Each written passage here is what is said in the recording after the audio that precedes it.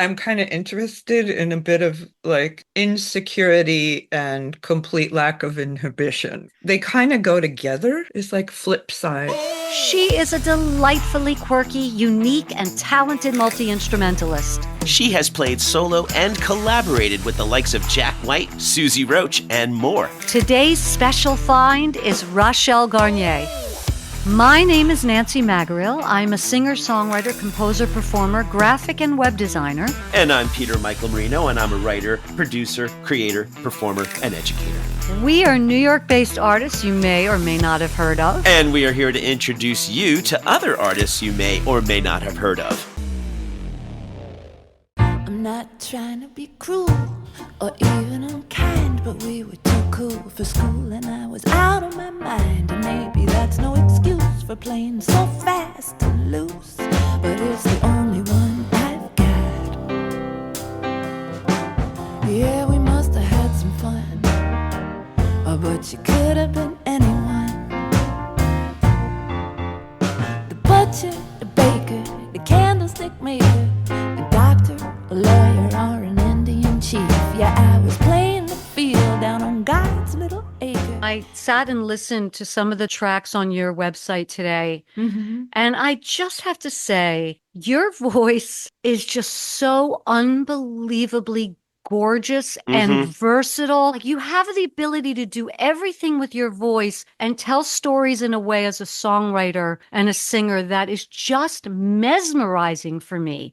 And when I saw you a couple of weeks ago at City Winery, the entire table, we all were just blown away. And Loudon Wainwright is amazing, but you were absolutely hands down the highlight of the night for us. Oh, I'm so glad you were there, and thank you for that. Yeah. Do you not like getting compliments? I love getting compliments. Oh, okay. It's just the you response looked a little part. shy. Yeah, I was like, mean, stop. She's getting uncomfortable. I'm a little shy, but that's part two. I guess getting older is my goal to say, thank you. I'm so glad you loved it. It's really hard when people are yeah. lavishing you with praise. It feels a little awkward, I think. No, I think it's wonderful, and I so appreciate your communicating that. I really do, because as you know, sometimes on our journey, which is just a dreadful word, I think, but what can you do? You're rowing upstream. Every so often you just hit a good spot, and sometimes, so every little word of encouragement and the fact that I can feel, it connected, it really, really makes a big difference. Yeah. As an artist, is self-doubt, is that someone you live with? Self-doubt? Or do they live upstairs? You know what I'm saying? Like, how close are you to that? It's a combination, because I think it interests me to write and manifest, for lack of a better word, some of that self-doubt that I think a human being just has. Right. Like, Yeah. I'm kind of interested in a bit of like insecurity and complete lack of inhibition. They kind of go together. It's like flip sides. It's like a balance between the two, right? Sometimes I'm like, I'm ready to just run away. And then I have that, I'm alive. I love what I do. Just go for it and be uninhibited. But we're human beings, right? We have that. We have all of that in us. Pete, do you wrestle with that too? Well, I mean, a little bit. We kind of just talked about that with another guest about how, like, I just said, so when you're not nervous anymore, it's kind of time to move on. Oh, right. Right? I mean, I know it's a very blanket statement, but like, I feel that way as an artist. And like, well, I was saying like, but sometimes it's just a really good paycheck. So you got to do the gig, and you're like, well, I'm getting paid well for my experience and my stage presence and my all the other stuff.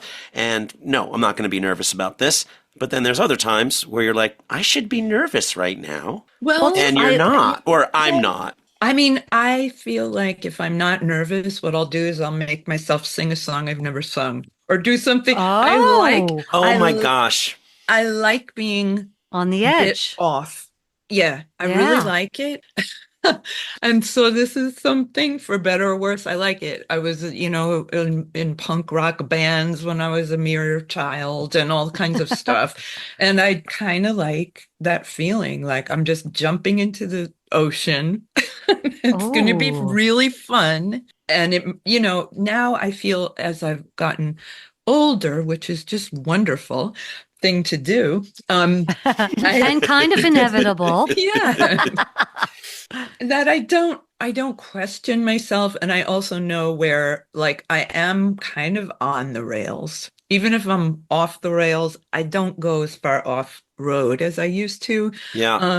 But I'm glad I took those chances, and it's almost like you take what you learn from it. I think stage nerves are normal for me. I'm never going to stop having that. Right. You don't have stage fright, do you? No, not as soon No. as the thing happens and it's happening, it's the best thing ever. What I'm is it so like for you glad. before you get on stage? Oh, it's terrible. I Yeah. have narcolepsy is basically the thing, like go into sleep mode, my hands turn into ice blocks and so forth. Really? It's so This is strange. only before performances? This doesn't happen before, like, I don't know, dinner or a date or what? Oh, gee whiz. Well, that's a Oh. whole other thing. That's Oh. the social Social Well, anxiety, right? Then we need to know all of this. Well, But wait, do you think it's because you play so many instruments that your hands freeze up like that? Because you play accordion, piano, you play a ton of instruments. I was actually thinking about like what your warm up must be like because you have so much. You have to warm up your voice, you have to warm up this and that. I would imagine your hands would have to freeze up. I think it's just some kind of weird thing, like the brain goes narcoleptic and then maybe all the blood like goes right into some organ or another that's like going to propel the show. Because as soon as I get up, my hands are fine and everything. Oh, wow. Making an effort to practice a little more. But I just had a thought, like when you said social anxiety, the term like being a social butterfly. Yeah. Yeah. The social butterflies in the stomach, I think, is more what I'm into. Oh, But I like how you're writing that down. I know I have Yes. a feeling there's a Uh-oh, song. we just created There's a song. coming yeah, out. y'all did. Where do songs come from? Do you ever like set out to write a song, or does the spirit move you to write a song? I will say it's come at different times. I don't know how you do that, Nancy, and at times in my life I've been like, get up 3 hours, sit down every day, kind of like an Irving Berlin task master type of thing. Other times I'm just waiting for some disaster to happen or something annoying or something lovely. So yeah, But on those days where you wake up and you're like 3 hours, I'm going to do this, that is, you're saying that to yourself without being accountable to another person? Meaning like if I have a deadline, then I'm going to freaking work. Yeah. But if I don't, I'm kind of lazy. Are you like that? I'm lazy at times, and then every so often I can do, it's almost like a ritual of some sort where I'm like dividing myself into different, how do you say, well, everybody's got a little bit of a multiple personality, At But least then every artist does. Thank God. Yeah, so I try to access the hard ass and let her sort of be the one who's directing the I flow. love that way of thinking. That's really good. I wonder if this ties in at all. So I've been on a lovely mental health journey lately. I think maybe I mentioned mental health on this podcast because we're talking to artists, and I feel like that is something that many artists either have embraced or ignored. And because I want to be someone who encourages people to examine their mental health. So yeah, I guess I've become somewhat of a mouthpiece for that. So I was unaware that if you negative self-talk to yourself, especially if you are a loner, so you have lots of time to say, "You loser, why'd you?" That is very detrimental. I mean, I don't know why this is news to me, but it is. It's like 1 year news of like, oh, right, I am a person who is constantly saying terrible things to myself about myself. Now, somehow that observation related to something you just said. Maybe because I referred to what should probably be a spirit guide. I called her a hard ass. Now, maybe she's just my spirit guide. I wrote a song a while ago, and I wrote it for Jean-Claude Van Damme. And that's addressing, a diagnosis that I have in common with him. And I'm also a mouthpiece for mental health. I'd like to think that. I find it makes some people uncomfortable, people that I'm surprised are uncomfortable. Yeah. And when I can decide that I want to say that I have a diagnosis of bipolar disorder, there are people that will say, well, all artists have that. And I don't agree. I don't agree. I don't agree. Yeah. I think it's people who don't understand what that is might say I that. agree. Yeah. Yeah. And also, I know, go ahead. No, I think I know people who are like, hey, Pete, maybe don't talk about your mental health challenges so Right. much. Why? Yeah. Well, because, people might not hire you. Mm-hmm. What? Like literally any person who would hire me definitely already has their own challenges. Like what? Right. Why would I not talk about it? Like it's not the year 2000. We are totally allowed to and should be if people can hear us, which a lot of people, their voices are not heard. If we have the opportunity to be heard, whether it's on a podcast or in a blog or on whatever it is, then use that time to I almost said agenda. It's not an agenda, but I think it should be on my agenda. If I have an opportunity to talk about it, then it makes some other person go, oh, I'm not the only one who tells myself I'm a terrible person and untalented and a loser. Yeah. And I also think part of what we need to do as a society is deal with all issues. I think what we're seeing, especially over the last 8-9 years, is that when you sweep shit under the rug, it creates chaos. And part of the thing that's so great about the arts is it allows people to deal with things in a productive way instead of being violent. Jean-Claude Van Damme, you don't know who I am, but your courage and your honesty had a profound impact upon me. It seems we share a similar chemical imbalance, which although might help to access certain talents. At the moment, I'm in Kingston, New York, upstate. Oh, sure. Yeah. Yeah. And being a lifelong city person, I'm feeling country mouse these days. So Yeah. I like it so much, even though I have to drive a car. You do. I love Kingston, though. Yeah. Kingston is really wonderful. I spent summers, I rented a house with a friend in Olive Bridge. Oh, yeah. And it was in this really remote road where we were like about 2 miles in, no one else around us. And then the other house that the people owned was down another like half a mile and they were never there. And it was really in the middle of nowhere. And in the winter, it was pretty intense, but I love it up there. Yeah, I'm really happy up here. And I'm happy that there's the mighty Hudson nearby. I like being near bodies of water, so it feels good. Same. And yeah, it's an interesting part of the state, the first capital of New York State. So a lot of interesting stuff here, which I like. There's a scrapyard not far from me, which I just find beautiful. And I can kayak through this whole kind of industrial area and then kayak the other direction out into the river and there are eagles and just beautiful blue. And you and Albie, don't you Yeah. kayak like even through the winter? Yes. That's Yep. amazing. Albie is her partner. Yeah. Do you run into bear or any bears out there? That's one of my biggest phobias, just so you know. Oh. I have Well- a big thing about that. Oh, no, I'm sorry. There was a bear in this little area, and like an idiot, I said, wow, great. I'm going out for a walk. Hopefully I can see it.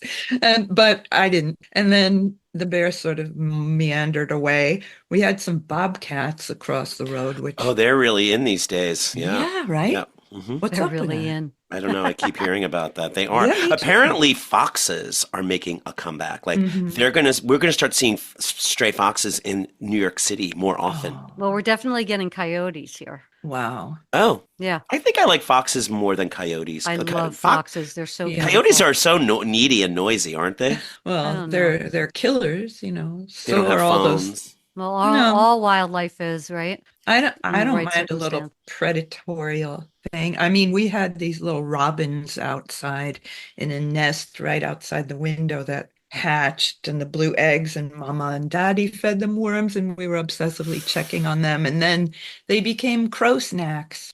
Oh, Oh. did you actually see them getting eaten? I saw the crow flapping away with. I'm so sorry to make you Oh, answer that question. Now, this is the kind of thing where there's a song in there. I was just going to say, so you wrote a song. Not so quite yet, but let the me ask you. crows. Yeah, sorry. So Go ahead. well, here's a question. This had Okay. nothing to do with art, but Mhm. maybe it does. Is there a place to put the nest that makes them more secure? Is that part of the problem? Is that this nest was put in a place where it's just like, hi, you're prey? Yeah, the birds didn't think it through. Oh, it wasn't something you made No, access I for. They didn't did it. know.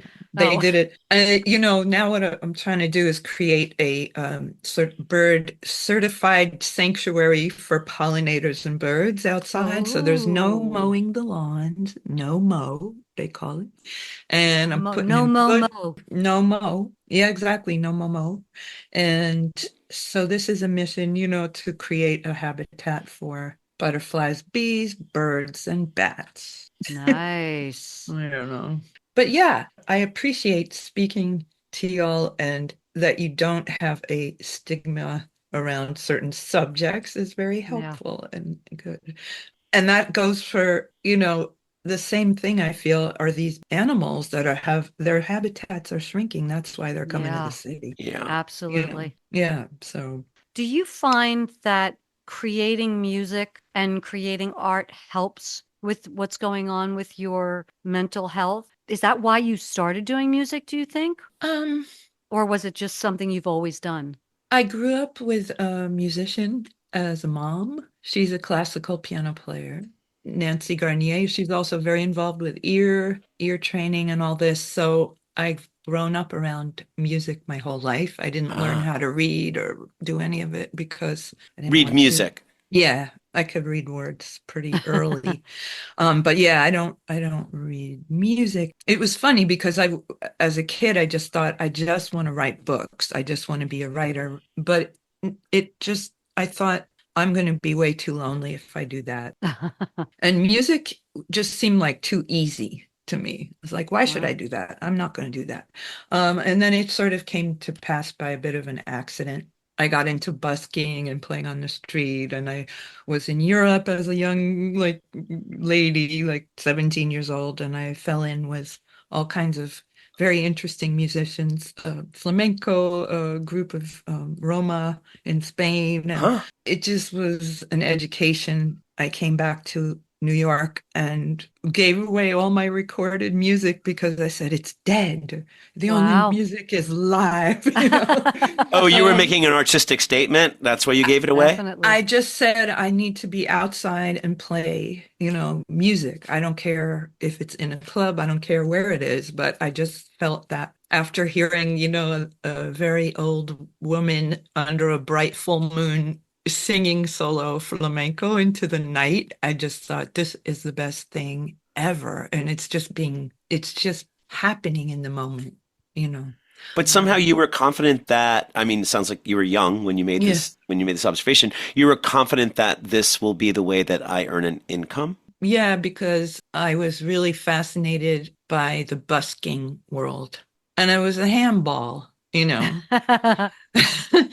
And I felt like this is just how I want to connect with people. It was strange. It's And true. It's a different way to yeah. connect. You're getting paid by Mhm. strangers, Yeah. right? And then Yeah, you usually have a conversation and then they want to kind of know what you're maybe, doing next or where you're going.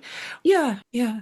And Did you there's have a whole repertoire for that, or were you just making stuff up on the go? Well, I started busking, sort of in Italy and doing these kind of folk songs. And I met a woman that played the harp, and we were just running around in Venice and all kinds of adventures. So It's hard to run around with a harp. yeah, I she know, had right? like a little one, a Okay. little folk harp, running with harps. Running with harps. She should write that solo show. Well, now actually the next thing I'm going to put together has a lot to do more with theater and storytelling and Ooh. putting the songs in there, Like with a narrative? There's going to be some narrative, but it may be non-linear.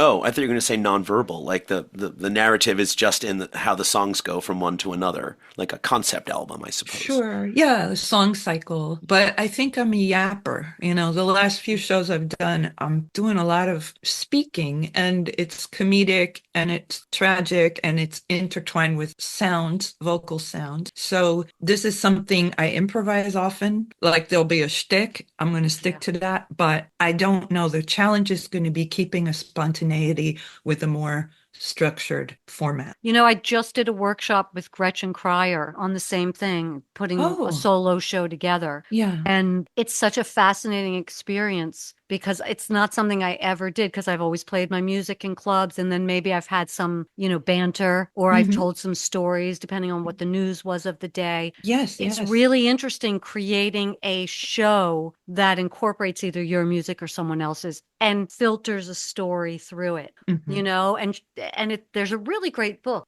with these monologists who do the same thing, and they're all different styles and ways to do it. And it's really a fun adventure to pull this together and try to think of a thread that can pull it all together to make it a really interesting night. Yes. Well, I so want to check out the book because I know today's sort of mission was look around and see who's doing what. I always liked Sandra Bernhardt's style of mixing music and monologue because I like the idea of having a music bed underneath your monologue. I feel like it helps to drive and helps to set a tone and all that.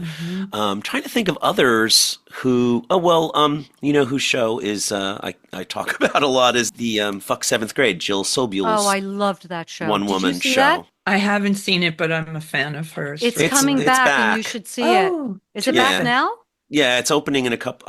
I'm going this week. This week. I didn't realize it was back this weekend. already. I believe it started this weekend. Yeah, and she's telling her story, her not her whole life story, but a good chunk of it. And not only is it incorporating sort of the songs that came out of that story, but the band also kind of plays characters throughout the story. Oh, which that's cool. I just love that. It's just so clever. Yeah, it was really well done. Where do you picture this piece happening? Is it in a theater? Is it in a concert venue? Is it a city winery kind of place, or I don't know, the green room, something like that? Yeah, I mean, I think the point of it will be it's portable and flexible. Smart. And that interestingly, you were speaking about sort of the underpinning of music or sounds under the verbal stuff. That's really a lot of what I do anyways. And I don't know, it's a very interesting proposition that I can't always imagine singing without holding an instrument or creating the space of that. Interesting. Yeah. So portable. It doesn't sound that portable with the number of instruments that you play. Well, Well, the piano's kind of hard to take around. That's usually in the gig. That's usually in the venue, right? If we're lucky, right? Yeah. Not always. Yeah, that's true. Always. Yeah. When did you start the band? Well, I've had all kinds of configurations of bands over the years, You're playing solo right now, right? Mostly except for with the Vicky Cristina Barcelona band. The Vicky Cristina Barcelona band, the VKB, is so much fun. And we're having a great time. With Amanda Homey is fantastic. She's amazing. Mamie Minch, we just did a record with her, also incredible musician. And it's a great project. 3 women, we're all songwriters from super different areas and influences, and we get together and do Tom Waits songs in 3-part harmony and play instruments. All of us play, and that's been a very cool project to do. We're going to Europe in January and then to India in February. Wow. Yes. So how did it all? I mean, folks listening might not know how a group of people decide to come together to create things. Did you decide to come together, or did it sort of happen and then it was like, oh, I think we've got a thing here. Let's keep exploring it. Yeah, the group went through some incarnations and began with, I wasn't part of it. Terry Radigan and Joy Askew and Amanda Homey were the first group. And Terry Radigan's great guitar player, songwriter. And then I'd seen them. They were part of an evening of performance that Angela McCluskey, who is a just beautiful singer and dear friend, and who passed away. And I can't believe she's gone. She was a force of nature. Yeah. But I first heard the Vicky Cristina Barcelona same night that I was playing with Angela, sort of a variety show. And I thought, I just want to be in a band that sings 3-part harmony. I was a bit jealous, but very happy for them. And then I got a call. I was setting up at Pangea to play a show, and I was thinking about 3-part harmony, and I got this call. Oh my gosh. That's from great. Terry. And she said, oh, Joy can't make this gig and she's doing other things and this. Do you want to do this with us? And I said, are you kidding? Yes. So that started, gosh, probably 7 years ago or something. Oh, like really? that. It's been that long. I think so. Oh, I thought I saw the band like much longer ago. Maybe longer. Not. Yeah. Oh. Yeah. Should we get Pangea to sponsor this podcast? Because we have dropped Pangea's name. I know, right? Every other time. They actually, I think there is a podcast that there is going through Pangea. So, what are some of your other favorite downtown haunts, either to perform in or to see things in? Well, yeah, downtown haunts, I suppose. I don't go out enough. So I kind of just like throw myself into the Pangea universe. Well, once Pangea there. became so cool and so many great artists started playing there, there's almost nowhere else I want to go, because that's where a lot of the great stuff is happening right now, or the more interesting. I have to agree. And that there's the opportunity. What I love about it is that you can play in the back room and it's beautiful, and they've orchestrated so nobody's like handing out checks while you're playing your most soulful encore, and everyone's crying. And then they're cool with it. Then everyone can go into the front room. Nobody's getting kicked out of the place. It's the old school New York that I love, where a gig is going to be a whole evening. It's not just your time slot and then everybody, boom, out. Oh, that's such a lovely way to look at it. I really never thought that. It's true. It's the socializing for the audience beforehand, and then the show, which is a form of socialization. And then afterwards, that is why people hang around. I never put that together. And I've been there a gazillion times, produced shows there, but that is such a big part of it, which is now makes sense when I'm like, I'm leaving right after the show, is like, what? That is part of the show. Yeah. This sort of hyperbaric moment where you're like, I'm coming back into the world, or you just see people and you want to talk with them, or you just, I don't know, it's just gentle. It's not like the floodlights get turned on and everybody has to, there's something. You also don't want to retreat to the green room right after the show because it's a hallway. Well, that green room is not easy to be in. So, it's really, especially for more than that one green person. Room is not a green room, right? Yeah, it's pretty crazy there. It's really hard to be in that room before a show, I will say. Like, as far as like getting into the vibe of a show and being in that space, it's a little funky, especially if you have those butterflies. It's a little funky in there. Yeah, you can't quite stretch, and you can step outside, but you might get locked out, which means then you have to go back around. So, yeah. Yeah, well, it's these little challenges that make things interesting, I suppose. I don't know. I was playing a gig recently that a lot of bands also play, and so it was just a solo show, and I had access to the backstage with the refrigerator, and the whole deal. My Diet Coke. And my Sprite and my energy bars. It felt great. And then I was like, oh, I have time. I'm just going to like lay down on this big old leathery couch that's been here since 1968. And then you lay down and you're just like it just eats you because every band has been just plopping their shit down on this thing. And you're like, actually, this feels kind of like I'm getting some good DNA out of this, you know? You probably are getting DNA. Well, that's, oh boy. Yeah, I didn't mean it that way. But yeah, you're right. You're right. But there is something nice about the sort of, you know, I can't even imagine what it would be like to have a dressing room or a green room that is, you know, you've got the shower, they provide the soap, you know, all that stuff. I can't imagine. All I can say is go to Europe, you know. Oh, they're good there? Oh my God. Really? I mean, I will say Tell us. The last 15 years I've worked in Europe more than New York, probably all total. And I'm so fortunate to have this wonderful label, German label, Yarrow, based in Bremen in Germany. He's also taken on VKB. We're signed with them too. Great. They manage tours, they book tours. It's a record label that also it's like a one house, you know, service. So we are so lucky that Uli Bals, who runs it, books us on tours. And when you go there, you are wined and dined and hoteled and properly treated and paid. And there's a thing that I love there. First of all, I'm an accordionist. You know, a lot of the time that's not looked at as being completely insane over there.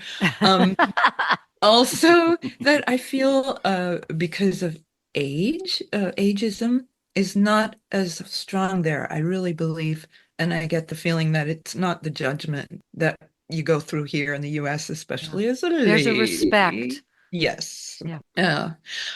Yeah. So there's DNA like everywhere. Every backstage is full of DNA. And, you know, it's not like we have uber posh tours, but they're great. They're civilized. It's cool. And it should be that way because you should be able to enjoy it, which gets the best performance for you. Yes. And it shouldn't be, you know, you see why so many American artists get sick on tours and they have to cancel their tours and all that because they're being driven to an impossible situation where they have to go, they have to drive all day, they have to, whatever it is, it shouldn't be that way. It's so disrespectful to artists. Yeah. I mean, we do have long drives, that I'm not going to lie, but it doesn't matter.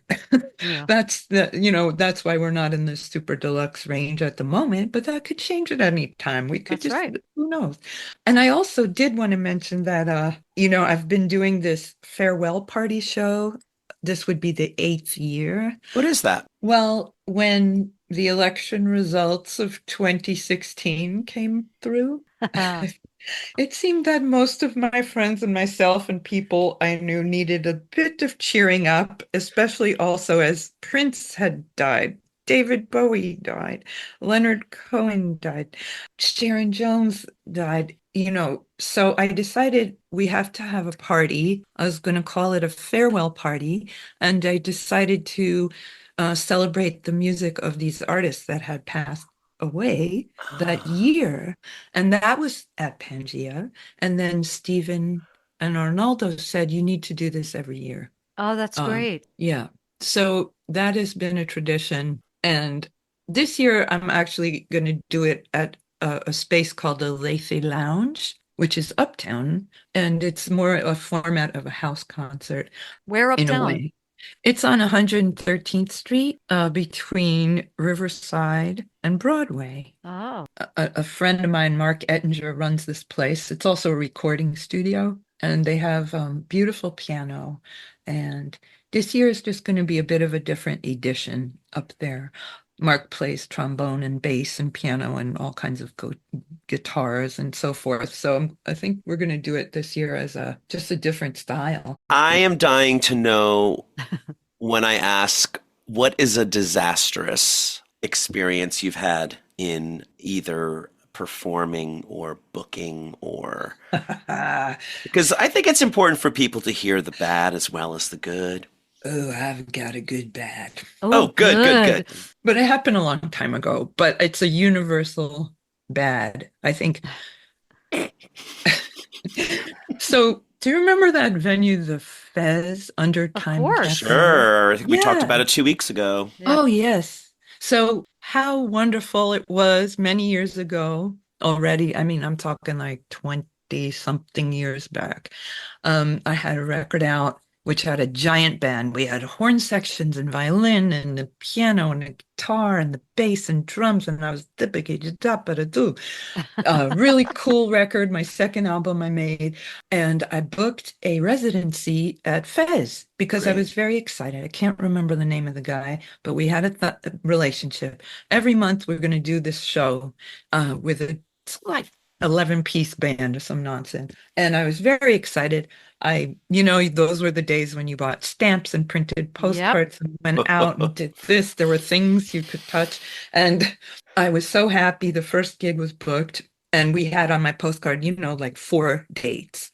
And so we did the first one. And those shows where you just think, this is great. Like, if anything happens to me, I will have experienced. My life has been full. I'm good.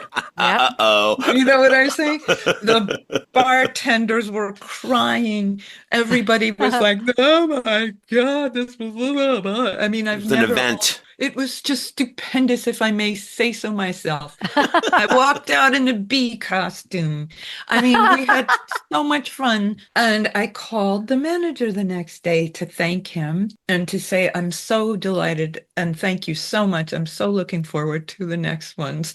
And he says, well, we have a problem. And it was sold out, by the way. Of course. Like SRO sold. Yeah. Plus, yeah. Oh, and I said, what? Excuse me? He said, yeah, well, people were listening to the music and they didn't buy enough drinks. Oh, so God. that, I will say, the beautiful balloon was like, Bow. Wow. boom.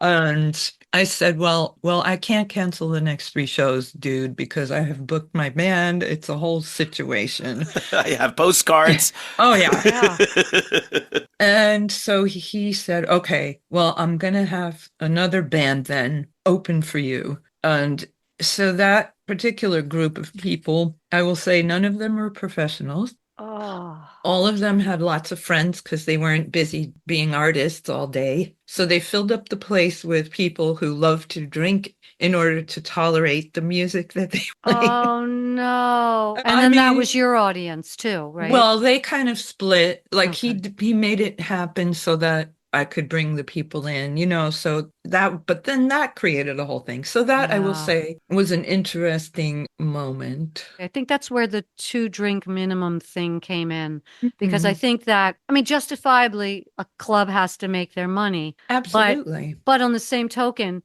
you can see a lot of bands get booked because they're just going to bring people in who drink. Mhm. And it really ruins the music. Mhm. And I think if you're going to be a music venue, then that's one of the things I loved about the living room is they Mhm. were bringing in people that they believed in and Yeah. wanted to push. And I think that's really important. If you're going to have great music in the world, you have to support music and figure out creative ways to, support your venue. Yeah. And to make your venue, a reputable, such as Barbès. It's Yeah. very, I really got to start there, and I have to thank them all the time for that. The living room was like that, Also, and yeah. Shanae, when that was what Shanae was like for me. Mhm. It was Yeah. just such a great room. Oh, so great that you were part of that. I Yeah. wasn't part of that one, but I mean, just lovely. And then, have your money-making nights, Yeah. have your, figure it out. That's how I Yeah. feel with these venues. But that was a Wow. sad day.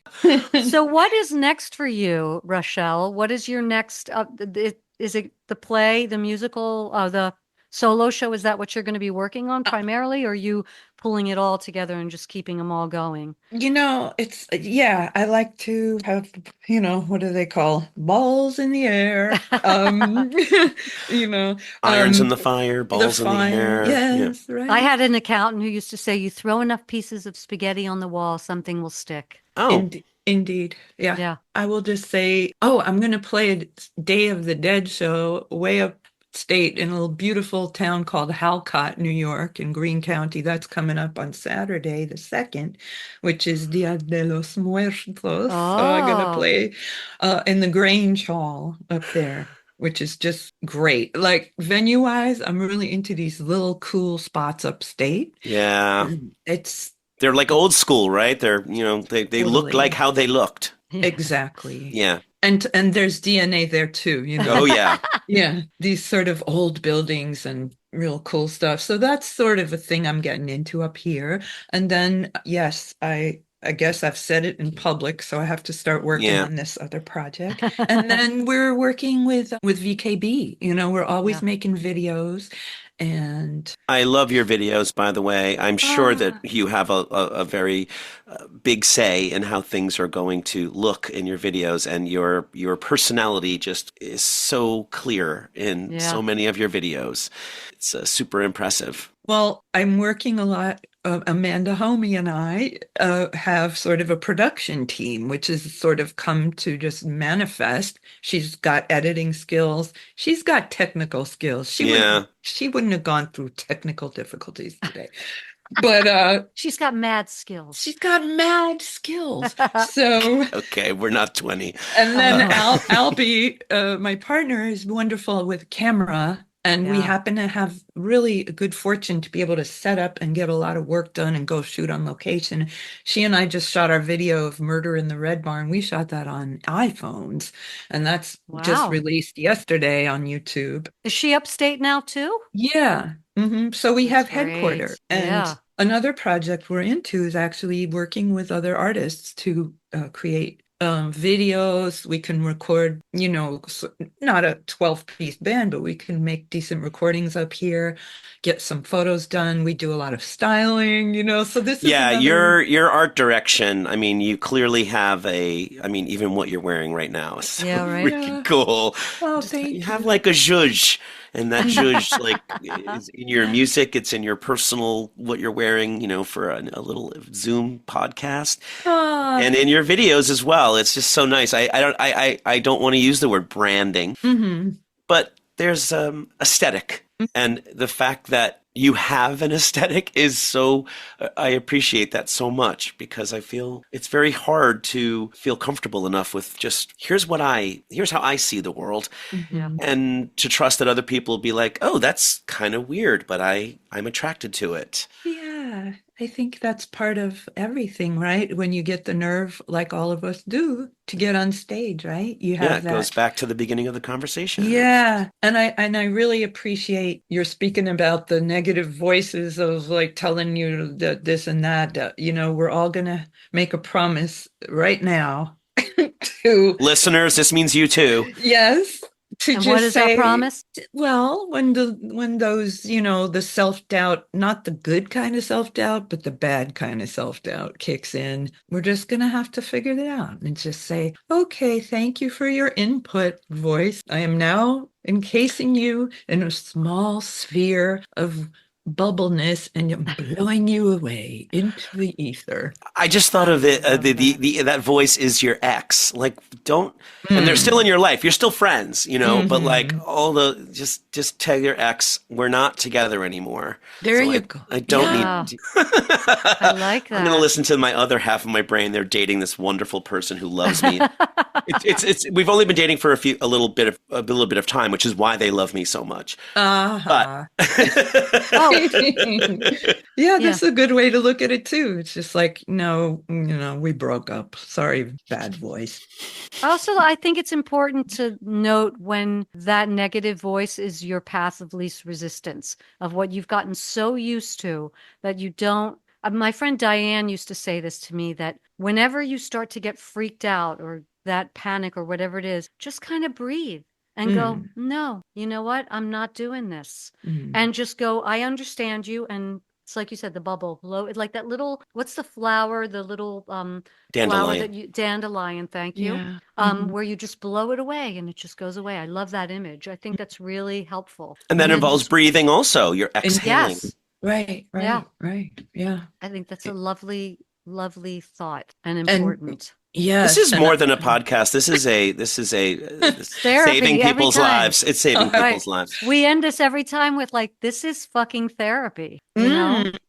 It That's is so art. cool. Yeah. And it is. I think if more people, even if you, listener, are not an artist, dig in. because this is, if you allow yourself to just experience this and think about this stuff, it's so helpful. There's a lot of people that don't even know what a déjà vu is. And I think that's very telling. Yeah. It's very telling because I think you have to open your mind to believing, just opening it to a lot of things. And I think that more people could use that. Yeah. Anyway, I think this is probably a good place to stop, right? Sure. What do you think? I have fallen in love in the past 45 minutes. I need to always see your stuff. I need to always come to your shows. And sometime when I'm in Kingston, I need to just run into you at the organic food store. It has to happen. I love it. Listen, shoot me an email, as the saying goes. We'll do that. And also, please keep me informed as well. I need to go see y'all perform too and do your thing, and let's extend that breathing exercise and make it through the next few days. Yes. Hey, thanks for checking us out. Links to today's guest can be found in the show notes. Don't forget to subscribe, like us, rate us, and tell all your friends about arts and craft.